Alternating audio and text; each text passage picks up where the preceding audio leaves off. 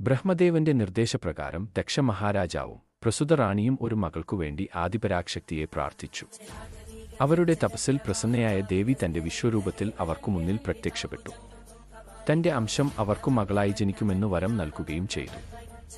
ദക്ഷന്റെ മകളായി ജനിച്ച അവൾക്കു ദാക്ഷായണി എന്ന് നാമകരണം ചെയ്തു. നന്നേ ചെറുപ്പത്തിലെ ദേവി ഭഗവൻ ശിവനെ പ്രണയിച്ചു. വിവാഹപ്രായം എത്തിയപ്പോൾ അവൾ തന്റെ കൊട്ടാരവും എല്ലാ സുഖസൗകര്യങ്ങളും വിട്ടു കാഷായവേഷത്തിൽ ശിവാരാധന തുടങ്ങി. അവൾ തന്നെ മറന്നു ഭഗവാനിൽ അലിഞ്ഞു. ഭക്ഷണവും ഉറക്കവും ഉപേക്ഷിച്ചു ധ്യാനത്തിലായ അവളെ ഉമ എന്നും കൊടും തണുപ്പും പ്രകൃതിക്ഷോഭവും അവഗണിച്ചു തന്റെ പ്രണയിതാവിനെ മനസ്സാൽ വരിച്ചു ഘോര തപസ്സിലിരുന്നതിനാൽ അപർണ എന്നും അറിയപ്പെടുന്നു. ദേവിയുടെ ദൃഢനിശ്ചയത്തിനു മുന്നിലും അതിതീവ്രമായ പ്രണയത്തിനു മുന്നിലും ഭഗവാൻ അടിയറവ് പറഞ്ഞു.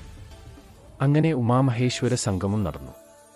എന്നാൽ വൈഷ്ണവനായിരുന്ന ദക്ഷൻ ഇത് താങ്ങാവുന്നതിനും അപ്പുറമായിരുന്നു. തന്റെ അന്തസ്സും കുലമഹിമയും കാണിക്കുന്നതിനും ഭഗവൻ ശിവനെ അപമാനിക്കുന്നതിനു വേണ്ടി ദക്ഷൻ ഒരു മഹായാഗം സംഘടിപ്പിക്കുകയും അഖിലോക ജനങ്ങളെയും ദേവാധിദേവകളെയും യക്ഷകിന്നരന്മാരെയും എന്നുവേണ്ട സകലമാന ശ്രേഷ്ഠജനങ്ങളെയും ദക്ഷയാഗത്തിൽ പങ്കെടുക്കുവാൻ ക്ഷണിക്കുകയും ചെയ്തു.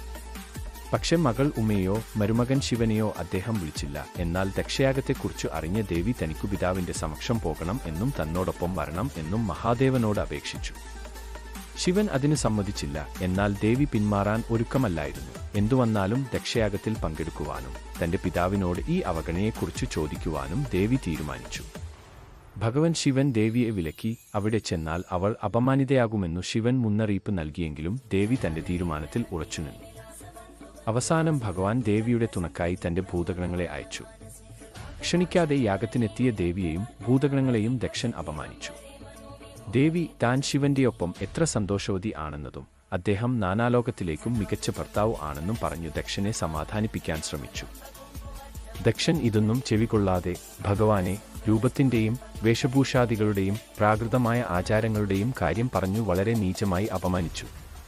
തന്റെ പതിയെ അപമാനിച്ചത് ദേവിക്ക് താങ്ങാവുന്നതിലും അപ്പുറമായിരുന്നു. രോക്ഷാകുലയായ ദേവി തന്റെ ഉഗ്രരൂപമെടുത്തു. ഇതുകണ്ട സർവ്വലോകരും ഭയന്നുവിറച്ചു. തന്നെയും ഭർത്താവിനെയും അപമാനിച്ച ദക്ഷനോട് ദാക്ഷായണി ആദിപരാശക്തിയുടെ അംശാവതാരമാണെന്നത് മറന്നുപോയോ എന്ന് ആക്രോശിച്ചു. ഇത്രയും അപമാനിതയായ താൻ തന്റെ മനുഷ്യരൂപം ഉപേക്ഷിക്കുകയാണെന്ന് ഭഗവൻ ശിവന്റെ ക്രോധത്തിനു എല്ലാവരും സാക്ഷിയാവുകയും ചെയ്യുമെന്ന് മുന്നറിയിപ്പ് നൽകി. ഉമയായി മാറുകയും യാഗാഗ്നിയിൽ ആത്മാഹൂതി ചെയ്യുകയും ചെയ്തു. ഭൂമിയിൽ നടന്ന സംഭവവികാസങ്ങൾ അറിഞ്ഞ ശിവൻ രോക്ഷാകുലനായി യാഗഭൂമിയിൽ എത്തുകയും അതിക്രോധത്തോടുകൂടി ശിവതാണ്ഡവമാടുകയും ചെയ്തു. ശിവതാണ്ഡവം ലോകത്തെ നശിപ്പിക്കാനുതകുന്ന വൈദ്യുത്കാന്ത കിരണങ്ങളായി മാറി. അദ്ദേഹം തന്റെ ജടപറിച്ചു എറിഞ്ഞു. അതിൽ നിന്നും 8 കരങ്ങളോടുകൂടിയ അതിഭീകരനായ വീരഭദ്രനും 18 കരങ്ങളോടുകൂടിയ ഭദ്രകാളിയും ഉദ്ഭവിച്ചു. അവർ കണ്ണിൽ കണ്ടതെല്ലാം നശിപ്പിച്ചോർത്തു അലറി. മഹാദേവൻ സംഹാര പ്രക്രിയ ആരംഭിക്കാൻ ഉത്തരവിട്ടു. ആജ്ഞ കേട്ട് അതിഭയങ്കരമായ 8 ദേവതകൾ പ്രത്യക്ഷപ്പെട്ടു. കാളി, കാർത്യായനി, ചാമുണ്ഡി, ഭദ്ര, വൈഷ്ണവി, മുണ്ടമർത്തിനി, ഈശാനി, ത്വരിത എന്നിവർ ദക്ഷന്റെയും ഭൃഗുവിന്റെയും സൈന്യങ്ങളെയും മറ്റുള്ളവരെയും വധിച്ചു. വീരഭദ്രനും മഹാകാളിയും ചേർന്ന് ദക്ഷന്റെ ശിരച്ഛേദനം ചെയ്തു. എന്നാൽ ഭഗവാന്റെ കോപം അടങ്ങിയപ്പോൾ ലോകത്തിന്റെ സർവനാശം കണ്ടു അനുതപിച്ചു. കാരുണ്യവാനായ അദ്ദേഹം എല്ലാവരെയും പുനർജീവിപ്പിച്ചു. ദക്ഷന്റെ ഛേദിച്ച ശിരസിനു പകരമായി ആടിന്റെ തലവച്ചു നൽകി. അതീവ ദുഃഖിതനായ ഭഗവൻ ദേവിയുടെ ശരീരവുമായി ലോകമെമ്പാടും അലഞ്ഞുതിരിഞ്ഞു. ദേവിയുടെ ശരീരം 51 കഷ്ണങ്ങളായി 51 സ്ഥലങ്ങളിൽ വീഴുകയും മഹാദേവിയുടെ 51 ശക്തിപീഠങ്ങളായി മാറുകയും ചെയ്തു. പിന്നീട് സതി ഹിമവാന്റെ മകളായ പാർവതിയായി പുനർജനിച്ചു മഹാദേവനിൽ അലിഞ്ഞു.